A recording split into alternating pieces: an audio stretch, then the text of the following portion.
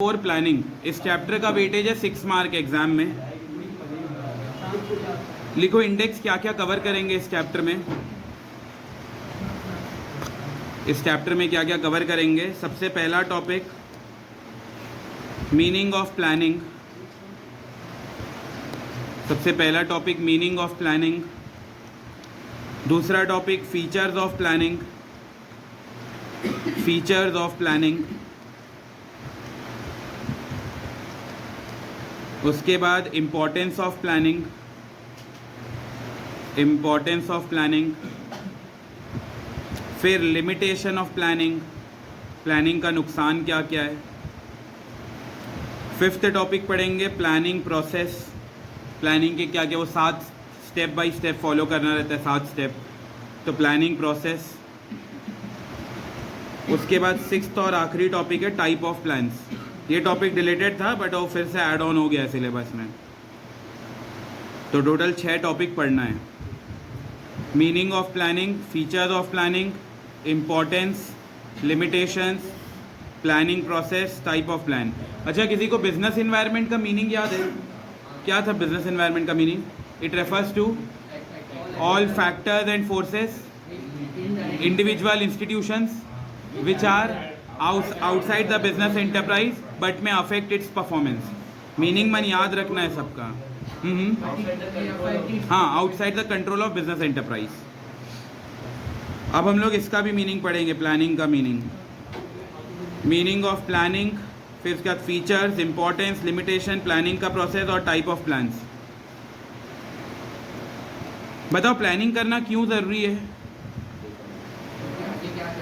हाँ, प्लानिंग हमें बताता है कि क्या करना है, कैसे करना है, कब करना है, वो पूरा हमें प्लानिंग बताता है। अगर हम प्रॉपर प्लान करके नहीं जाएंगे, क्या हम लोग गोल को फुलफिल कर पाएंगे? नहीं। तो देखो एक ऐसा कोट भी है बहुत famous, if you fail to plan you are planning to fail. मतलब अगर तुम प्लान नहीं बना पाए सही टाइम में। हाँ, बेंजामिन क्या है, फ्रैंकलिन। सुनो, अच्छा कोट है, if you fail to plan. अगर तुम प्लान बनाने में चूक गए, सही टाइम में प्लान नहीं बनाए। कई लोग का प्लान ही नहीं रहता है, जब मन करे कॉपी उठाते हैं, कुछ पढ़ लेते हैं रैंडम सा। जिस दिन पढ़ाई करने का मन नहीं है, कॉपी नहीं उठाते, बस खत्म। तो जो लोग प्लान नहीं बना रहे, उन लोग प्लान कर रहे हैं फेल होने का। If you fail to plan you are planning to fail. देखो अगर कोई अनप्लान्ड स्टूडेंट है तुम्हारे जैसा, तो वो क्या सोचता है, लास्ट मिनट स्टडी करूंगा, आखिरी टाइम पढ़ाई कर दूंगा, 1 दिन पहले 2 दिन पहले पूरा झंडा उखाड़ देगा, ऐसा टाइप का। मतलब होता है ना, क्या बोलते हैं, तेरा भाई पूरा आग लगा देगा, आज ही पढ़ के पूरा दिखा देगा, ऐसा टाइप वाला। तो जो अनप्लान्ड स्टूडेंट होता है ना, वो सोचता क्या है कि लास्ट मिनट स्टडी करेगा और उसका फिर आता है ऐसे 0 मार्क्स, नोबिता टाइप का मार्क आता है फिर उसका।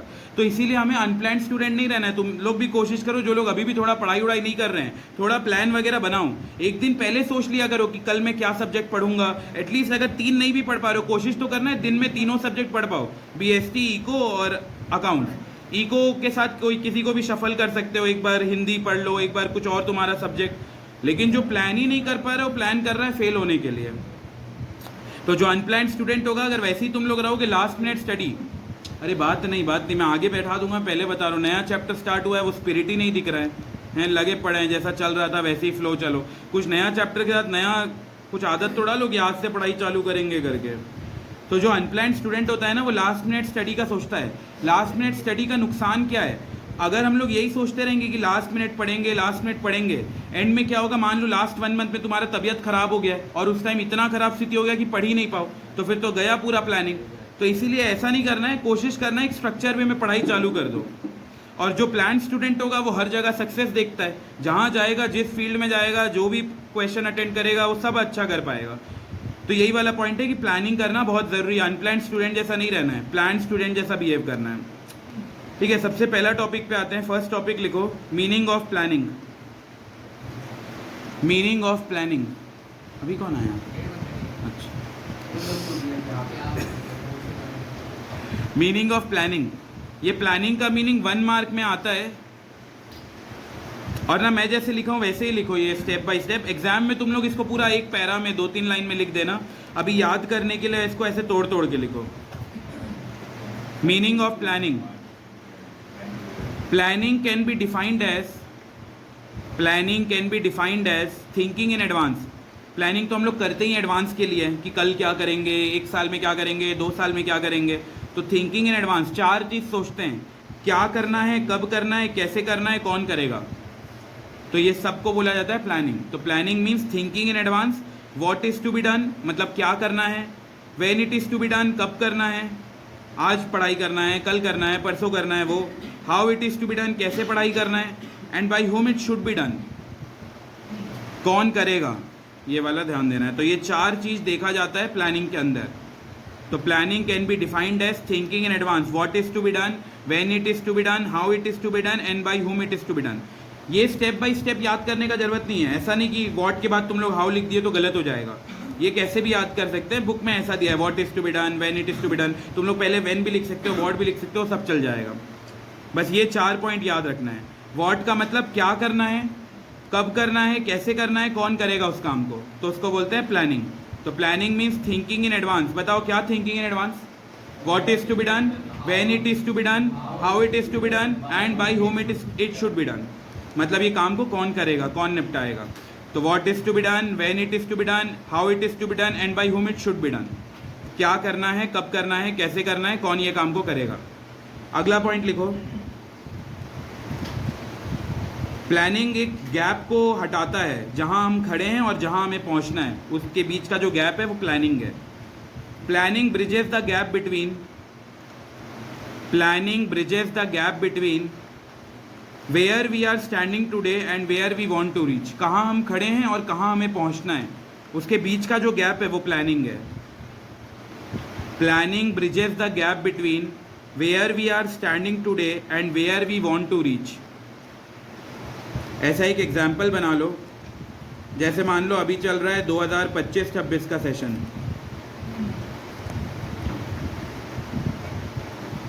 2000 क्या है, लिखा क्यों नहीं रहा है, 2025-26 ठीक है। इसमें अगर कोई स्टूडेंट है और वो फ्यूचर में सोच रहा है कि मैं CA करूँगा, CS करूँगा, CMA करूँगा, MBA करूँगा या कोई अदर डिग्री करूँगा, तो यहाँ से वहाँ तक का जो सफ़र है उस सफ़र को ही बोलते हैं प्लानिंग। वो प्लानिंग प्रॉपर प्लानिंग करके ही वहाँ तक पहुँच पाएगा। तो planning bridges the gap between where we are standing today and where we want to reach. कहाँ हम खड़े हैं और कहाँ हमें पहुँचना है उसके बीच का जो गैप है उसको बोलते हैं प्लानिंग। तो जब एग्जाम में आए कि प्लानिंग को एक्सप्लेन करो तो एक बार मीनिंग बता दो और ये भी एक्स्ट्रा पॉइंट लिख दो कि planning bridges the gap between where we are standing today and where we want to reach. ये कोई सब्सटीट्यूट नहीं है कि मैं दोनों में से ऑप्शन दिया हूँ कि ये वाला याद कर लो या ये वाला याद कर लो। ये एक्स्ट्रा पॉइंट है कि उसके साथ कॉम्प्लीमेंट्री है। ये वाला इतना पॉइंट लिखने के बाद ये एक्स्ट्रा ऐड ऑन कर सकते हो। बताओ प्लानिंग का मीनिंग क्या था, thinking in advance, what is to be done, how it is to be done, when it is to be done, and by whom it should be done. वो it should be है last वाला, बाकी सब में it is to be done, it is to be done, last वाला it should be done. तो क्या करना है, कब करना है, कैसे करना है और ये काम को कौन परफॉर्म करेगा, तो 1 मार्क में आता है ये मीनिंग। और दूसरा लिखा है planning bridges the gap between where we are standing today and where we want to reach. कहाँ हम खड़े हैं और फ्यूचर में कहाँ हमें पहुँचना है उसके बीच का जो गैप है उसी को बोलते हैं planning.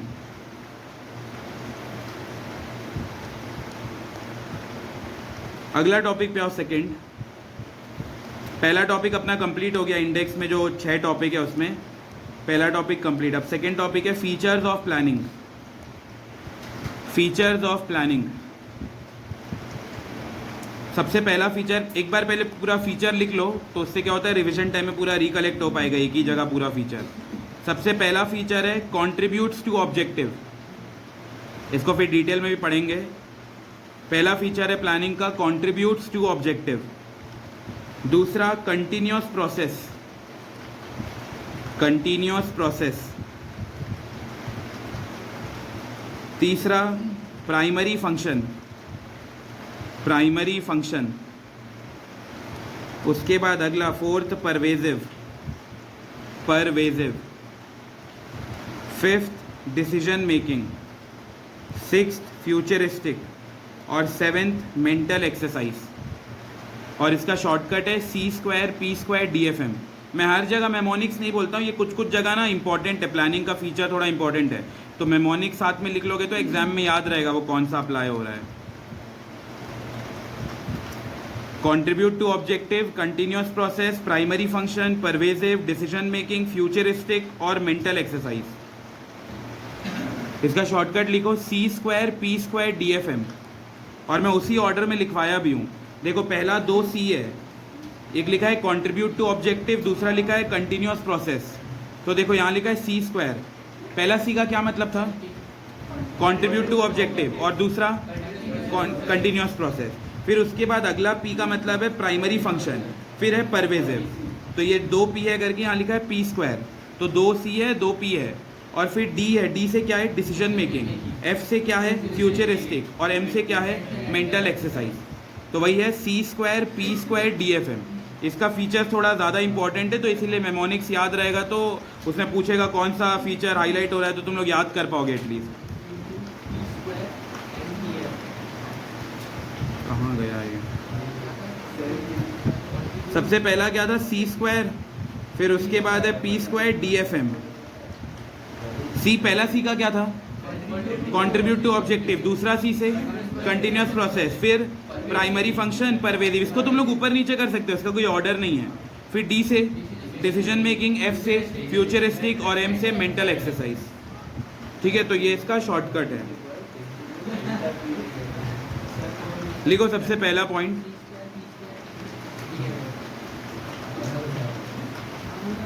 Contribute to objectives,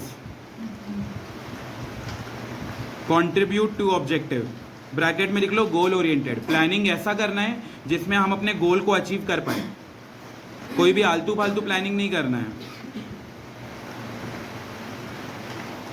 planning starts with determination of objective, जहां हम अपना उद्देश्य को पक्का कर लिए कि मेरे को रैंक लाना है, मेरे को अच्छा नंबर लेके आना है, तो फिर वहां से हम लोग का प्लानिंग तैयार हो जाता है, चालू हो जाता है। लेकिन जिसका कोई प्लान ही नहीं है, बस तो बोल रहा है बढ़े चलो, जो होगा देखा जाएगा, जैसा होगा देखा जाएगा, फिर वो क्यों ही प्लान करेगा। तो प्लानिंग स्टार्ट्स, ये वाले चैप्टर में बहुत जगह तुम लोग को मिरर भी दिखेगा, अपना मिरर इमेज, तो उसके लिए भी तैयार रहना। अब देखो चोर के दाढ़ी में तिनका, हर किसी को नहीं लगेगा, उसी को लगेगा जिसको फील हो रहा है कि हाँ यहाँ मैं गलत जा रहा हूँ। Planning starts with determination of objective. अरे यार बस ना, रिकॉर्ड हो रहा है यार, रिकॉर्ड हो रहा है ना lecture. Planning starts with determination of objective, मतलब हमारा प्लान तब चालू होता है जब हम एक बार उद्देश्य में क्लियर हो जाते हैं। जिसका उद्देश्य क्लियर नहीं है वो प्लान ढंग का नहीं कर पाएगा, तो उद्देश्य क्लियर होना ज़रूरी है। बताओ बिना उद्देश्य के प्लानिंग कर सकते हैं क्या? नहीं। जब मेरे को मेरा टारगेट ही क्लियर नहीं रहेगा तो मैं क्या ही प्लान करूँगा। तो वही सेकेंड पॉइंट लिखा है, लिखो। हाँ क्या हो गया, हाँ तो ऑन रहने दो ना, क्या हो ये ऑन करना है क्या?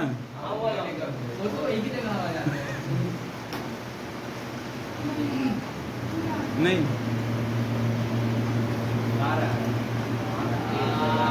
आ रहा है, ठीक है लिखो। वी कैनॉट लिखो ना, लिखो जल्दी लिखो। We cannot think of planning in absence of objective. बिना उद्देश्य के कोई भी बंदा प्लानिंग नहीं कर सकता, पहले उसको ऑब्जेक्टिव क्लियर होना चाहिए। उसका कोई ऑब्जेक्टिव ही नहीं है, फिर वो क्या ही प्लानिंग कर पाएगा। तो पहला पॉइंट लिखा है प्लानिंग चालू होता है एक बार ऑब्जेक्टिव डिसाइड करने पे, और दूसरा लिखा है बिना ऑब्जेक्टिव डिसाइड करे हम प्लान नहीं कर सकते। सेकेंड लिखो कंटिन्यूअस प्रोसेस। मान लो तुम लोग 12th में प्लान किए कि मेरे को अच्छा मार्क लाना है, क्या बताओ ये फर्स्ट एंड लास्ट टाइम हो रहा है प्लानिंग? नहीं। आगे कॉलेज में देखोगे कॉलेज कौन सा होना चाहिए, वहाँ कोर्स देखोगे, हाँ फिर एक बार जॉब लोगे, जॉब मिलने के बाद आगे सेविंग करोगे, सेविंग के बाद मैरिज के बाद बच्चे, घूमने जाना, ये सब मतलब कभी ख़त्म नहीं होता। प्लानिंग चलता जाता है। अभी अकेला प्लान करो, कुछ साल बाद किसी और के साथ मिलके कुछ प्लान करोगे, तो ऐसा प्लानिंग क्या है? Never ending. लिखो point, planning is never ending और कंटिन्यूअस प्रोसेस। प्लानिंग कभी रुकता नहीं है। आज हम लोग प्लान किए, फिर कुछ एक टारगेट अचीव करें, फिर कुछ प्लान करेंगे। प्लानिंग इज नेवर एंडिंग और continuous process because after making plans because after making plan one have to be in touch of environmental changes. ऐसा नहीं कि बस प्लान बना लिए तो उसी को एग्जीक्यूट करना है, चेक करना पड़ेगा मार्केट में उसका नीड है कि नहीं। जैसे मान लो कोरोना से पहले कितने लोग होटल इंडस्ट्री ओपन किए थे, लेकिन कोरोना टाइम में उनको पता चल गया होटल अभी नहीं चलने वाला, तो प्लान को थोड़ा समय के लिए ड्रॉप कर दिए। तो ऐसा नहीं कि प्लान बना लिए तो उसको एग्जीक्यूट करना ही है, हमें चेक भी करना पड़ेगा कि मार्केट में कैसा चल रहा है situation. Planning is never ending, ये नेवर एंडिंग है।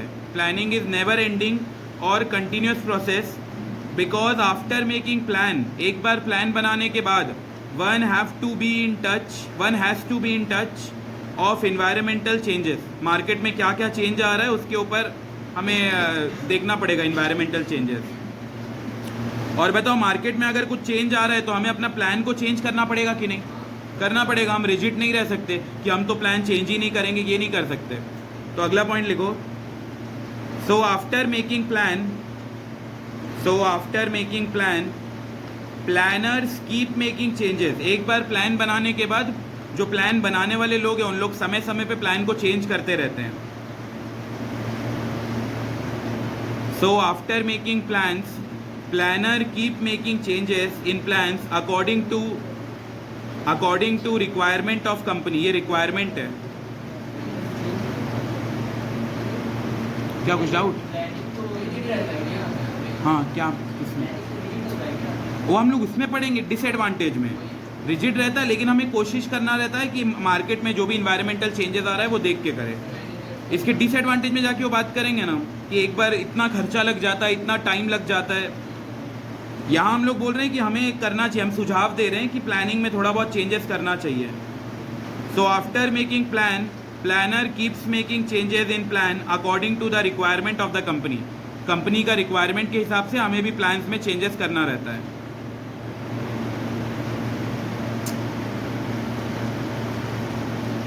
ठीक है, अब आते हैं थर्ड पे। किसी को प्राइमरी फंक्शन का मतलब पता है?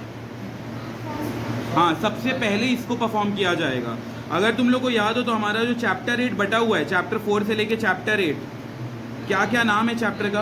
प्लानिंग, ऑर्गेनाइजिंग, स्टाफिंग, डायरेक्टिंग और कंट्रोलिंग। तो इसमें से सबसे पहला फंक्शन क्या है? प्लानिंग। तो प्लानिंग को यह सबसे पहले परफॉर्म किया जाता है करके उसको बोला जाता है प्राइमरी फंक्शन। लिखो point, primary function of management का सबसे फर्स्ट परफॉर्म किया जाने वाला फंक्शन है ये। प्लानिंग इज अ प्राइमरी और first function.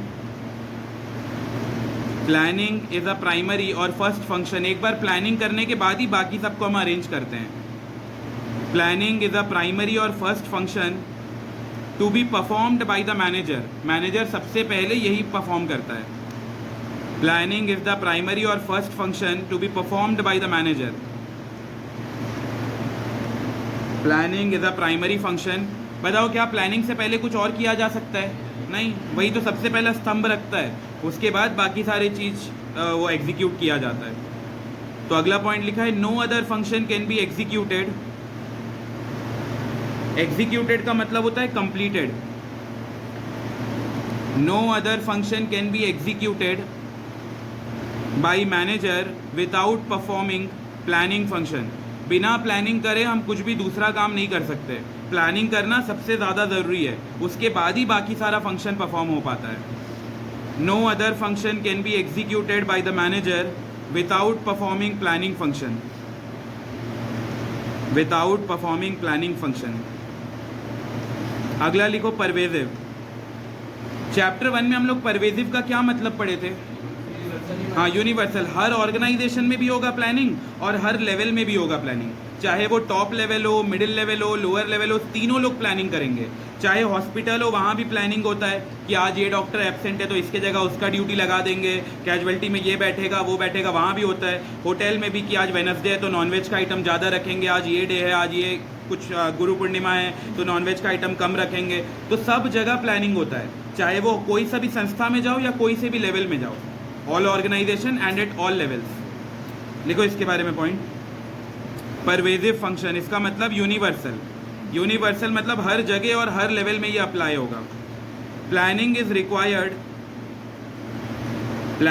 Required at every levels of management and in all types of organisation, चाहे होटल हो, रेस्टोरेंट हो, कुछ और कैफ़े हो, हॉस्पिटल हो, स्कूल हो, कॉलेज हो, कहीं भी जाओगे वहाँ प्लानिंग होता ही है।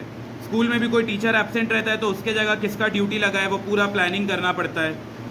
कोई सा फंक्शन आ रहा है तो उसके लिए डांस, गाना, ये सब प्लानिंग करना पड़ता है। तो हर ऑर्गेनाइजेशन में प्लानिंग होगा। तो प्लानिंग एक परवेजिव फंक्शन है। परवेजिव मतलब यूनिवर्सल।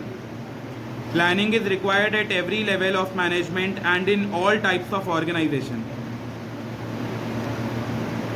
अगला लिखो, planning involve decision making. Planning involve decision making. Planning involve decision making.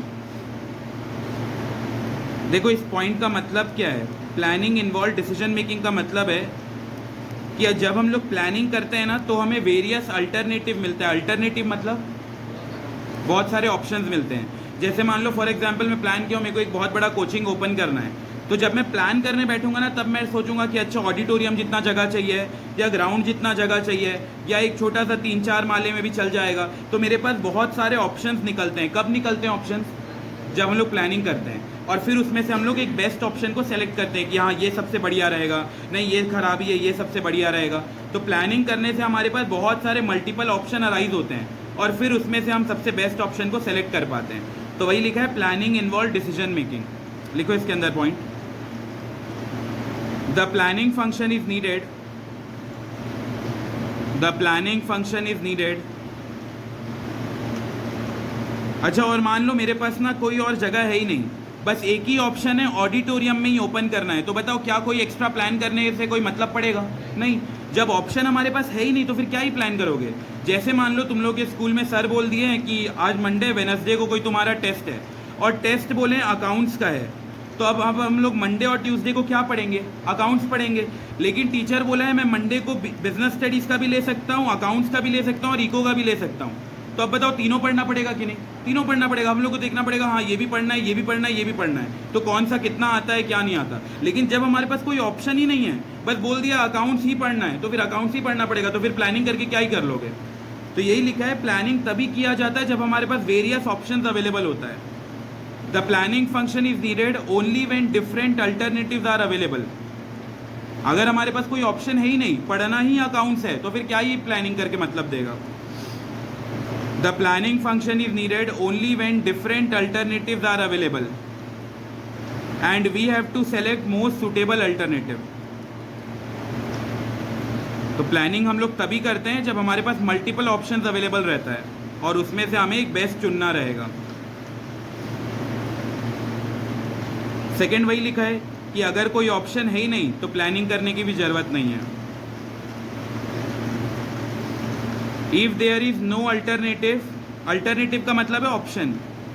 If there is no alternative then there is no need for planning function. If there is no alternative, अगर हमारे पास कोई option है ही नहीं, बस एक ही है accounts पढ़ना है, वेडनेसडे को टेस्ट है तो अकाउंट्स ही पढ़ते रहेंगे पूरे दिन भर। If there is no alternative then there is no need for planning function. अगला देखो कितना दिमाग वाला बात किया है कि प्लानिंग हमेशा कब के लिए करते हैं? फ्यूचर के लिए। क्या कभी पास्ट के लिए कर सकते हैं प्लानिंग? तो पास्ट के लिए क्या कर सकते हैं? रिग्रेट। बस पास्ट के लिए रिग्रेट कर सकते हैं। तो देखो इसमें कितना बड़ा बात लिख दिया है, planning is not done for past. Planning कभी भी पास्ट के लिए नहीं कर सकते। अच्छा हुआ बता दी।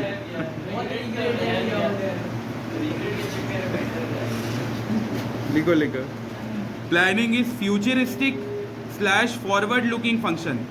मतलब प्लानिंग हमेशा आगे के लिए किया जाता है, फ्यूचर में क्या करना है। कभी भी हम पास्ट के लिए प्लानिंग नहीं कर सकते, तब बस रिग्रेट कर सकते हैं।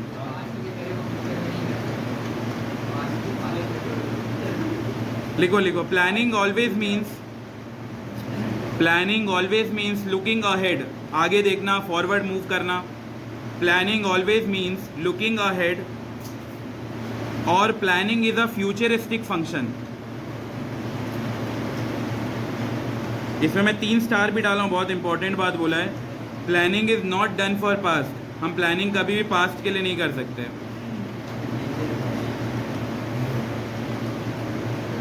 तुम लोगों को लग रहा था ना अब तक कि प्लानिंग पास्ट के लिए भी कर सकते हैं, ये क्लैरिफाई हो गया।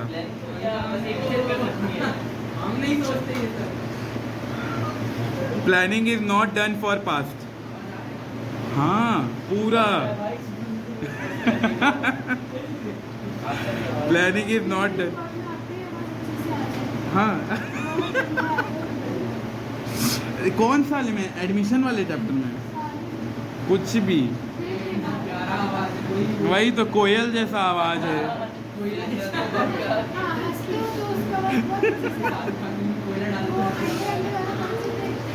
हाँ कोई एलपीजी वाले में। बताओ एक बार प्लानिंग का फीचर का शॉर्टकट क्या था?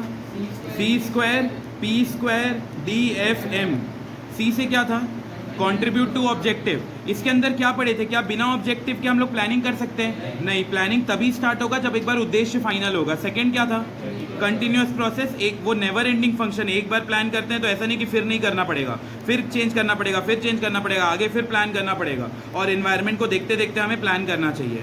फिर पी से क्या था? परवेजिव। परवेजिव का मतलब क्या है? ऑल ऑर्गेनाइजेशन में भी होगा और लेवल में भी होगा। तो चाहे वो हॉस्पिटल हो, होटल हो, रेस्टोरेंट हो, स्कूल हो, कॉलेज हो, सब जगह, और चाहे वो टॉप लेवल हो, मिडिल लेवल हो, लोअर लेवल हो, सब लोग प्लानिंग करते हैं। ठीक है, यहाँ तक का पॉइंट हो गया। फिर दूसरा पी से था प्राइमरी फंक्शन। प्राइमरी मतलब पहले परफॉर्म किया जाएगा। क्या बिना प्लानिंग के कुछ बाकी सारे कर सकते हैं? नहीं, तो कोई भी अदर फंक्शन परफॉर्म नहीं किया जा सकता बिना प्लानिंग के स्टार्ट करे। फिर डी से क्या था? Decision making. प्लानिंग कब करते हैं? जब हमारे पास बहुत सारे अल्टरनेटिव्स होता है। अगर अल्टरनेटिव है ही नहीं तो क्या प्लानिंग करने की जरूरत है? नहीं, तब कोई प्लानिंग करने की जरूरत नहीं है। ये सब पॉइंट याद रखना, केस स्टडी इसी से उठ के आता है। और एफ से क्या था? Futuristic, forward looking. प्लानिंग हमेशा फ्यूचरिस्टिक होता है। और एम से क्या था?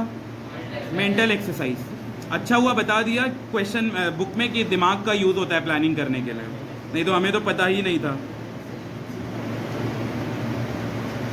लिखो point, planning is a mental exercise. Economist को हम लोग बुलाते हैं बाहर से, उन लोग पैसा उसा चार्ज करते हैं, बड़े बड़े इंटेलेक्चुअल लोग बैठते हैं और आगे डिस्कस करते हैं, क्योंकि इन्वायरमेंट के बारे में हमें कुछ पता ही नहीं है, लेकिन जो इकोनॉमिस्ट है उनको पता है कि मार्केट में क्या चलेगा क्या नहीं चलेगा, तो इसीलिए हम लोग को बाहर के इंटेलेक्चुअल लोग को बुलाना पड़ता है। लिखो point, planning is a mental exercise, मतलब प्लानिंग में दिमाग का यूज होता है। Planning is a mental exercise which require higher thinking. और प्लानिंग करते टाइम हमें कई बार अजम्पशन क्रिएट करना पड़ता है। In planning assumptions and predictions regarding future are made। Planning करते टाइम हमें बहुत सारा प्रिडिक्शन करना पड़ता है, बहुत सारा अजम्पशन लेना पड़ता है। एग्जाम्पल बताओ, क्या क्या प्रिडिक्शन ले सकते हैं प्लानिंग करते टाइम? सोच के बताओ, क्या अजम्पशन, क्या प्रिडिक्शन। मान लो मैं कोचिंग चालू कर रहा हूँ तो मैं क्या प्रिडिक्शन लूँगा? मैं सोचूंगा, मान लो अगर मेरे को ज़्यादा जगह चाहिए तो मैं बोलूँगा 200 बच्चे आ रहे हैं तो मेरे को उतना जगह चाहिए। क्या बताओ जरूरी है 200 बच्चे आए? नहीं, 200 से ज़्यादा भी आ सकते हैं, 200 से कम भी आ सकते हैं। तो बहुत सारे हमें अजम्पशंस लेना पड़ता है, मतलब ऐसे दिमाग में सोचना पड़ता है। वो एक्चुअल में होगा नहीं होगा उसका कोई भरोसा नहीं है। In planning assumptions and predictions regarding future are made by scanning business environment। हम लोग 2 चैप्टर में पढ़ी थी इन्वायरमेंटल स्कैनिंग, वो हमें टाइम टू टाइम करना पड़ता है कि हमें फर्स्ट मूवर एडवांटेज मिल पाए। इन planning assumptions and predictions regarding future are made by scanning the business environment properly। और लास्ट पॉइंट है, प्लानिंग कोई बच्चों का काम नहीं है, ये बहुत इंटेलेक्चुअल प्रोसेस है। बहुत वो विद्वान लोगों को बुलाना पड़ता है, बड़े बड़े इकोनॉमिस्ट को हायर करना पड़ता है, तब जाके हो पाता है प्लानिंग। तो planning is a mental exercise पहला था। ये जो मैं कीवर्ड लिखा हूँ ना, तुम लोग भी इसको बॉक्स में डाल दो या हाईलाइटर हो तो हाईलाइट कर लेना, क्योंकि कीवर्ड बस दिख जाएगा तो तुम लोग रिवीजन इतने बस कीवर्ड से कर पाओगे। प्लानिंग एक मेंटल एक्सरसाइज है, हमें बहुत अजम्पशन और प्रिडिक्शन लेना पड़ता है, और ये बहुत दिमाग लगाने वाला इंटेलेक्चुअल प्रोसेस है। लेकिन वही अगर तुम लोग अंडरलाइन या हाईलाइट नहीं करोगे ना, तुम लोग पूरा पढ़ते रहोगे एग्जाम के दिन भी। एग्जाम के टाइम में, एग्जाम के छुट्टी में इतना टाइम नहीं रहता कि एक वर्ड टू वर्ड रीड कर पाओ। वही हाईलाइट कर लियो तो कितना बेटर रहेगा। ये हाईलाइट, ये दिख गया हाईलाइट पोर्शन है, इतना याद करना है। एक मेंटल एक्सरसाइज है, बहुत अजम्पशन बहुत प्रिडिक्शन लेना पड़ता है, और ये एक इंटेलेक्चुअल प्रोसेस है, बहुत विद्वान लोग को बुलाना पड़ता है। फीचर्स हमारा कंप्लीट हो गया। बताओ फीचर का shortcut. C² P² DFM, MDF कुछ भी बोल दो, बस याद होना चाहिए। FMD DFM कुछ भी। पहला C से कंटिन्यूस प्रोसेस, दूसरे से कंट्रीब्यूट टू ऑब्जेक्टिव, तीसरे से परवेजिव, उसके बाद प्राइमरी फंक्शन D से डिसीजन मेकिंग, F से फ्यूचरिस्टिक, M से मेंटल एक्सरसाइज। तो इतना पॉइंट याद रखना, जब इसका केस स्टडी करेंगे तो समझा दूंगा पॉइंट। तो अपना ये सेकेंड टॉपिक भी कंप्लीट हुआ। अब इसके बाद ना डायरेक्ट फोर्थ टॉपिक पे आओ। थर्ड टॉपिक बाकी लोग भी रहेंगे, उस दिन समझाऊंगा, ये थोड़ा ज़्यादा इंपॉर्टेंट है। फोर्थ टॉपिक लिखो, लिमिटेशन ऑफ प्लानिंग। अब हम लोग प्लानिंग का नुकसान पढ़ रहे हैं।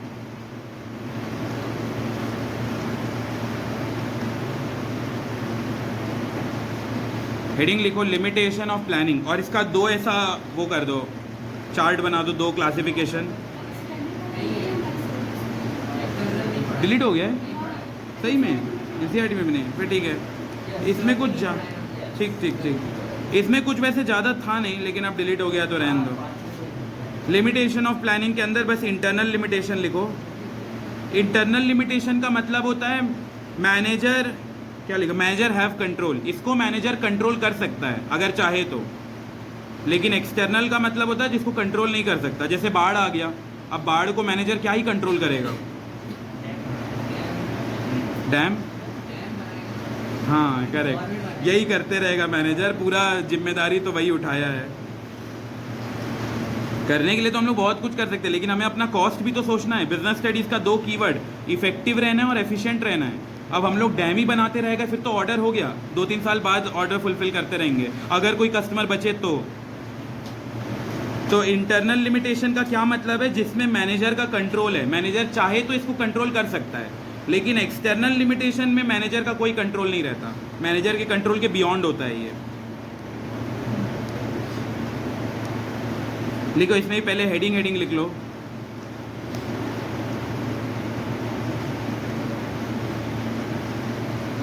हेडिंग पहला, planning leads to rigidity, planning leads to rigidity. दूसरा, planning may not work in a dynamic environment, planning may not work in a dynamic environment. तीसरा, planning reduces creativity, planning reduces creativity. Fourth, planning involve huge cost, planning involve huge cost.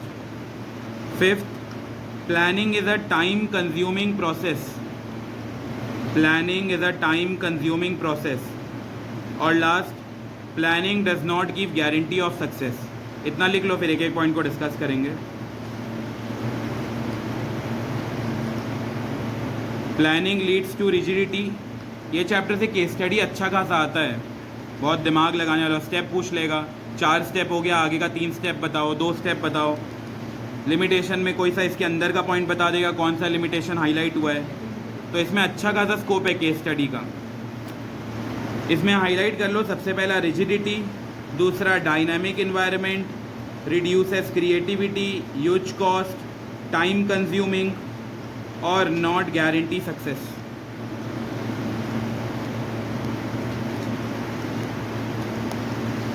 तुम लोग highlighter use नहीं करते ना, थोड़ा एक highlighter लेके use किया करो हाइलाइटर। अभी नहीं समझ आएगा, रिवीजन टाइम में अगर हाईलाइट रहेगा ना नोट, समझ आएगा कि उतना ही उतना पोर्शन पढ़ना है। रिजिडिटी, डायनेमिक इन्वायरमेंट, अपना ऐसा आँख भी पूरा फोकस रहता है कि इतने इतने चीज़ पढ़ना है, लेकिन वही हाईलाइटेड नहीं तो पूरा एक ही जैसा दिखता है। तो ये जो लिमिटेशन है, ये कौन सा लिमिटेशन है, इंटरनल की एक्सटर्नल?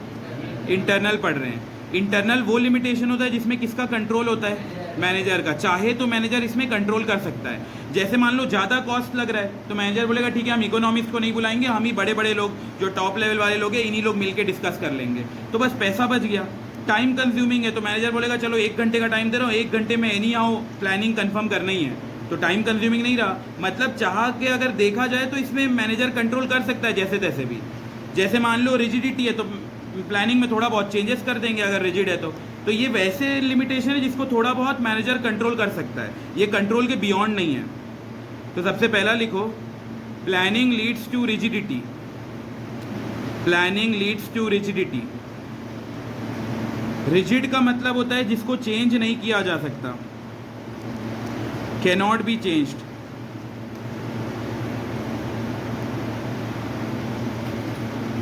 मतलब ये फ्लेक्सिबल नहीं है।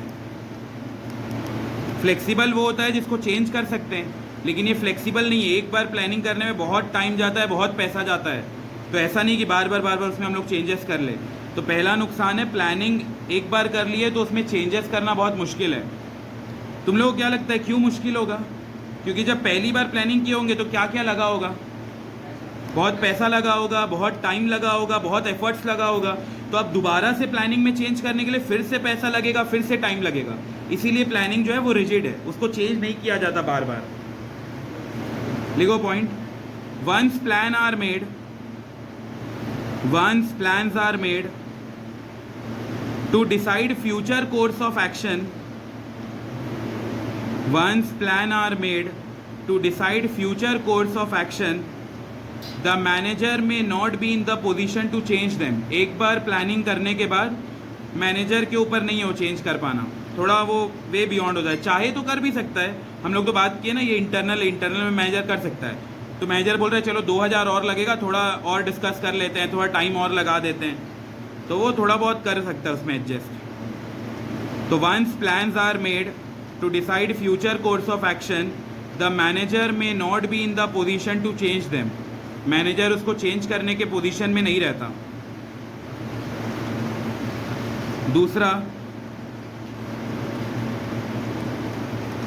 दूसरा point, following pre decided plan may not give positive result. जैसे मान लो कोरोना आने से पहले कितने लोग होटल वगैरह चालू भी कर दिए थे बनाना, अगर उन लोग अपने सही टाइम में प्लान को चेंज नहीं किए होते तो पॉजिटिव रिजल्ट नहीं देता। वही लिखा है कि अगर बना बनाया प्लान कोई ऐसे बढ़ाते जा रहे हो बिना इन्वायरमेंट के बारे में सोचे तो उससे सही रिजल्ट नहीं आएगा। लेकिन जो लोग सोचे कि थोड़ा होटल वगैरह का आइडिया को ड्रॉप कर देते हैं एक आध साल, उन लोग अच्छा पॉजिटिव इफेक्ट देखे। तो following pre decided plan may not give positive result in the organisation when changes takes place in the environment. जब इन्वायरमेंट में बहुत जल्दी चेंजेस आ रहा है और हम लोग वही पुराना घिसा पिटा प्लान को चला रहे हैं तो उससे हमें सही रिजल्ट नहीं मिलेगा। प्लान को चेंज करना इजी है कि टफ है? टफ है, क्योंकि एक बार में इतना टाइम चला गया, इतना पैसा चला गया। तो वही लिखा है, difficult to make changes in pre decided plan. जो पहले से डिसाइड हो गया है वो प्लान में चेंज करना थोड़ा डिफ़िकल्ट हो जाता है। और अगला, does not permit new way of doing once plan is implemented. एक बार प्लान को इम्प्लीमेंट कर दिए तो फिर कुछ भी नया चीज़ नहीं कर सकते, वही उसी को बढ़ाते जाना है। तो अगर कोई केस स्टडी पढ़ो और केस स्टडी में ऐसा लिखा है कि डिसीजन ले लिए, बाद में इसको चेंज नहीं कर पा रहे हैं, बहुत मुश्किल हो रहा है चेंज करने में, बहुत दोबारा से कॉस्ट उस्ट लगेगा, तो ये वाला भी उसमें डिसएडवांटेज आ जाएगा, क्योंकि चेंज नहीं कर पा रहे हैं। एक बार फाइनल करने के बाद चेंज करने में प्रॉब्लम हो रहा है। तो अगर कोई केस स्टडी में ऐसा है जिसमें उन लोग प्लान वगैरह को चेंज करने में प्रॉब्लम हो रहा है, तो यही फीचर हाईलाइट होगा, प्लानिंग लीड्स टू रिजिडिटी। अगला लिखो, planning may not work in dynamic environment. जैसे एग्जाम्पल सुनो, 2019 में कोई प्लान किया कि चलो होटल खोलते हैं, और होटल खोले और 2020 में कोई भी कोरोना जैसा चीज़ आया ही नहीं। अब बताओ उसका प्लान सक्सेस होगा कि नहीं? हो जाएगा, कोई इशू ही नहीं है। वो सब कुछ तो देख उक के खोला होगा ना कि कहाँ ज़रूरत है होटल का, क्या रेस्टोरेंट का कहाँ नीड है। लेकिन अगर कुछ भी नहीं हुआ, इन्वायरमेंट जैसा था वैसे ही चल रहा है, तो अच्छा वो सक्सेस देख पाएगा। लेकिन मान लो अचानक 2020 में कोरोना आ गया, लोग घर से बाहर निकलना बंद कर दिए, बाहर का खाना बंद कर दिए, बाहर स्टे करना बंद कर दिए। अब बताओ क्या इसका होटल बिजनेस चल पाएगा? नहीं। तो इसीलिए लिखा है planning may not work in dynamic environment. अगर इन्वायरमेंट बिल्कुल स्थिर है, वो रुका हुआ है, तो अच्छा करेगा प्लानिंग। लेकिन अगर इन्वायरमेंट हमारा बार बार चेंज हो रहा है, अभी कोरोना आ गया, अभी कुछ और आ गया, तो धंधा अच्छे से नहीं चल पाएगा। तो planning may not work in dynamic environment. जैसे पहले के टाइम में हर मूवी सुपरहिट होता था, लेकिन आजकल के टाइम में कहाँ सुपरहिट होता है? लोग OTT प्रेफर करते हैं, थिएटर वगैरह में लोग जाते नहीं हैं। तो जैसे जैसे अगर इन्वायरमेंट डायनामिक हो रहा है, चेंज होते जा रहा है, फिर प्लानिंग वैसे सक्सेस नहीं देख पाएगा। Planning may not work in dynamic environment. लेकिन मान लो आज के डेट में भी कोई OTT वगैरह आता ही नहीं, तो आज भी थिएटर में उतना ही भीड़ रहता। लेकिन अब इतना सारा प्लेटफॉर्म आ गया, हर दूसरा महीने में नया पिक्चर आ जाता है OTT में, तो लोग थिएटर क्यों ही जाएंगे? Business environment is very dynamic. ये तो हम लोग फर्स्ट चैप्टर में पढ़े थे कि हमारा इन्वायरमेंट बहुत डायनामिक है, फटाफट चेंज होते रहता है। Business environment is very dynamic as changes taking place in environment very frequent. बहुत जल्दी जल्दी चेंज आते रहता है। जैसे अगर कपड़े का इंडस्ट्री की बात करें तो उसमें भी बहुत फ्रीक्वेंट चेंज होता है। आज कोई इन्फ्लुएंसर नया कपड़ा पहन के डाली है, कल कुछ और डालेगी तो लोग को टेस्ट एंड प्रेफरेंस बहुत फटाफट चेंज हो जाता है। आज उनको ये खरीदना है, कल वो कुछ और पहन के डालेगी फोटो तो वो खरीदना रहेगा। तो लोग का टेस्ट एंड प्रेफरेंस बहुत जल्दी जल्दी चेंज होता है। तो जो दुकानदार के पास पुराना फैशन रखा हुआ है उनका दुकान चलने ही नहीं वाला फिर। Business environment is very dynamic as changes taking place in environment is very frequent.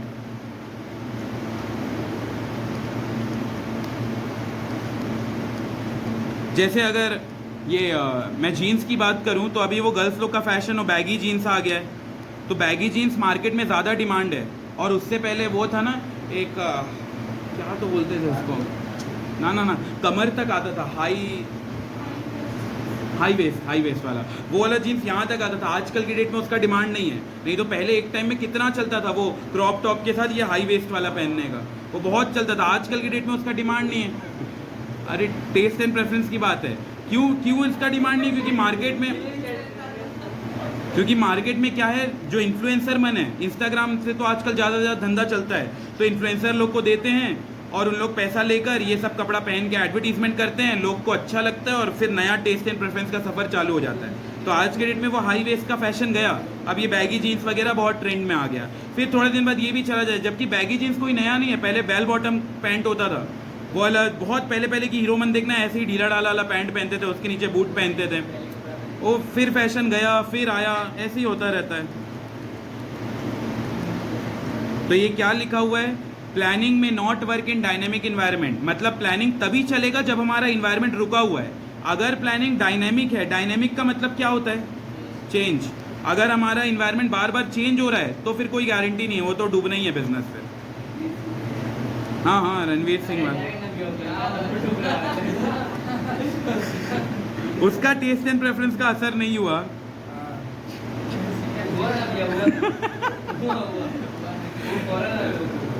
It becomes very difficult to predict these future changes.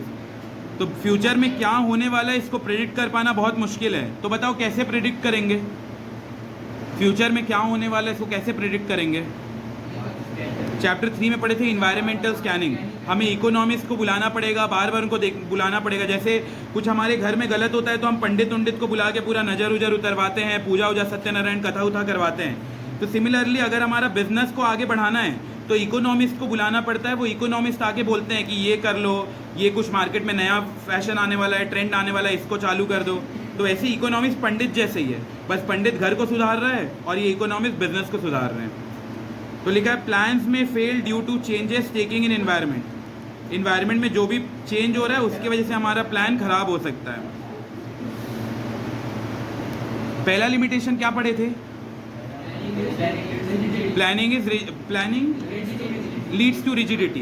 Planning जो है वो रिजिड है। रिजिड मतलब चेंज कर सकते हैं क्या? नहीं, नॉर्मली उसको चेंज नहीं किया जाता बिकॉज इतना पैसा लगता है, इतना एफर्ट्स, इतना टाइम लगता है। और दूसरा डिसएडवांटेज क्या था? Planning may not work in dynamic environment. अगर हमारा इन्वायरमेंट बहुत फ्रीक्वेंट बेसिस पे चेंज हो रहा है फटाफट, तो फिर प्लानिंग सही ढंग पे काम नहीं कर पाएगा। अगला लिखो तीसरा, it reduces creativity. It reduces creativity. It reduces creativity. जैसे मान लो ये एक कंपनी है, कंपनी वाले प्लान किए कि हम लोग एक नया ब्रांच ओपन करेंगे। लेट्स से रायपुर में एक नया ब्रांच ओपन किया जाएगा, ठीक है? ऐसा इन लोग प्लान किए होंगे तो पैसा भी बहुत ज़्यादा लगा होगा क्योंकि बड़े बड़े इकोनॉमिस्ट, वो जो भी जिनको आइडिया है ये सब के बारे में, उनको बुलाए होंगे, तो उनको फीस वगैरह दिए होंगे। और क्या लगा होगा? ज़्यादा टाइम भी लगा होगा, ज़्यादा एफर्ट्स भी लगा होगा, सब लोग मिलके यहाँ मेहनत किए होंगे। तो एक बार प्लानिंग करने में बहुत सारा खर्चा लग जाता है, बहुत टाइम, बहुत एफर्ट्स, ये सब लग जाता है। अब मान लो फाइनली एक प्लान ड्रॉ हो गया। प्लान में ये था कि हम लोग रायपुर में उधर जाएंगे, 3 मंजिल का इमारत बनाएंगे, उसमें इंटीरियर ये रहेगा वो रहेगा, सारा प्लान ऑन हो गया। अब प्लान होने के बाद 2 महीने बाद वहाँ मैनेजर सोच रहा है कि इंटीरियर को थोड़ा चेंज करते हैं, इम्प्लॉय मन भी बोल रहे हैं कि थोड़ा अंदर का टेबल उबल फर्नीचर फिटिंग्स को थोड़ा चेंज किया जाए, थोड़ा मार्बल उबल का लाया जाए फिनिशिंग। बताओ क्या ये चेंज करना ईजी है? नहीं, क्योंकि एक बार में हमारा पैसा क्या हो गया है, बहुत ज़्यादा चला गया है, टाइम ज़्यादा चला गया है, एफर्ट्स ज़्यादा चला गया है। तो एक बार प्लान बनने के बाद क्या उसमें बार बार चेंज कर सकते हैं? नहीं। तो भले हमारे अंदर बहुत इच्छा होगा कि चलो इसको प्लान को चेंज करते हैं, कुछ अच्छा आइडिया आएगा, लेकिन चाह के भी हम इसको चेंज नहीं कर पाएंगे। क्यों नहीं कर पाएंगे?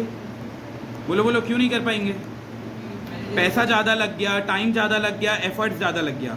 तो अगर मैनेजर या किसी एम्प्लॉय को अच्छा आइडिया भी आएगा, क्या वो इम्प्लीमेंट हो पाएगा? नहीं। तो देखो ये क्या लिखा है, इट रिड्यूसेस क्रिएटिविटी, मतलब जो भी एम्प्लॉय है, जो भी मैनेजर है, वो सब लोग के आंख में पट्टी बन जाएगा, उनको चाह के भी उन लोग नहीं कर पाएंगे। क्यों नहीं कर पाएंगे?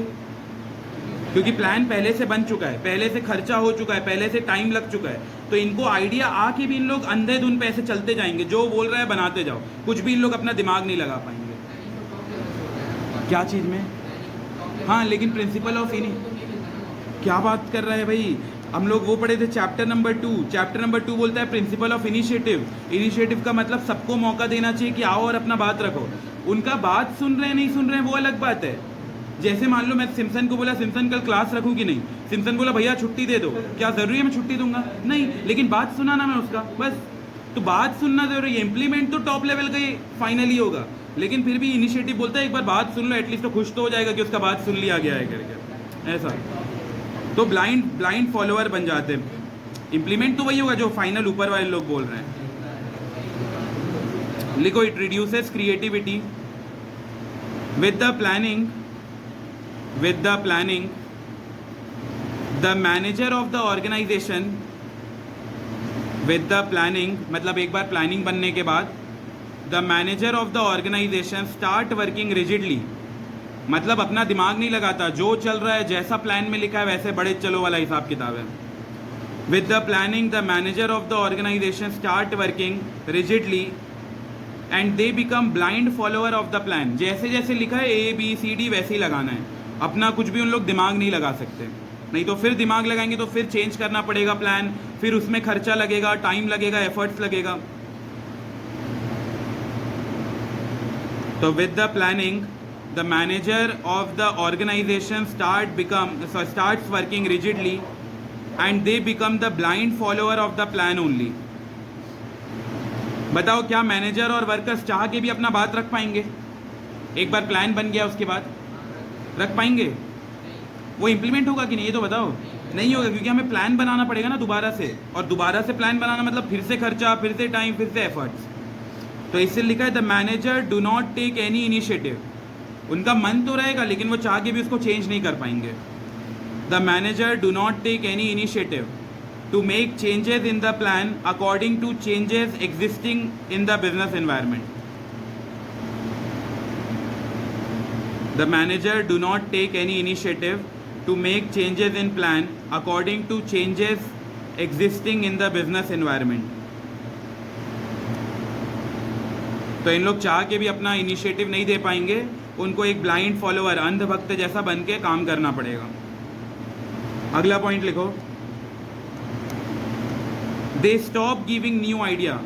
इन लोग आइडिया देना बंद कर देंगे क्योंकि इनको पता है आइडिया दे के भी फॉलो होने ही नहीं वाला। They stop giving new idea and suggestion to bring improvement in working. They stop giving new ideas and suggestions to bring improvement in working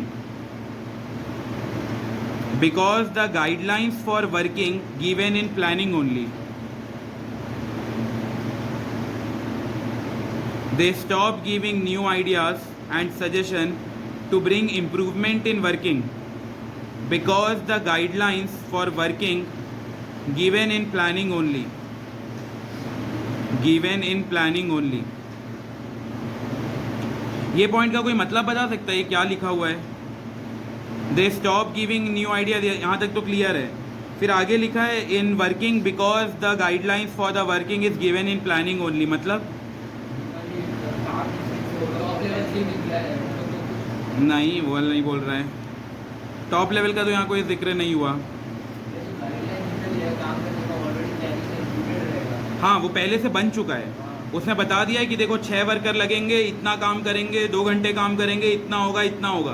तो इन लोग चाह के भी कोई सजेशन नहीं देंगे, क्योंकि जो गाइडलाइंस है वो ऑलरेडी प्लानिंग के अंदर दिया हुआ है। उनके पास जो पहले से प्लानिंग का एक गाइडलाइन होगा उसके अंदर पहले से सब कुछ लिखा है। तो इन लोग चाह के भी इनका सजेशन दे के भी कोई मतलब नहीं रहेगा।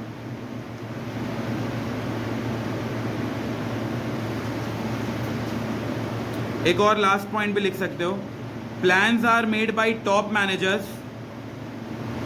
यहाँ पे देखो भाई, टॉप मैनेजर्स ही करेंगे और मिडिल और लोअर लेवल वाले को बिल्कुल नहीं देंगे, तो उन लोग डल बन जाएंगे। इसीलिए प्रिंसिपल ऑफ इनिशिएटिव फॉलो करना चाहिए। अगर हम लोग सबको ही टॉप लेवल को ही दे दिए काम और उन्हीं को बोले सब उन्हीं लोग करेंगे, मिडिल लेवल का कुछ भी बात नहीं सुना जाएगा, तो मिडिल और लोअर लेवल वाले डल हो जाएंगे और उन लोग अपना क्या बोलते हैं, खूबसूरती को खो देंगे, अपना चार्म को पूरा लूज कर देंगे। Plans are made by top level managers. Middle and lower level managers become dull and loses creativity. इसीलिए प्रिंसिपल ऑफ इनिशिएटिव अप्लाई करते हैं। Plans are made by top level managers. Middle and lower level managers become dull and lose creativity.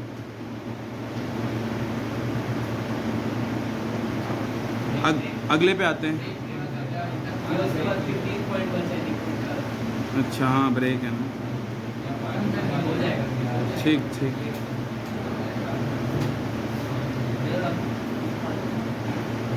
आज तन्मय क्यों नहीं आया? दंतेवाड़ा गया है क्या? पिक्चर उच्चर देखने जाऊंगा बोल रहा था।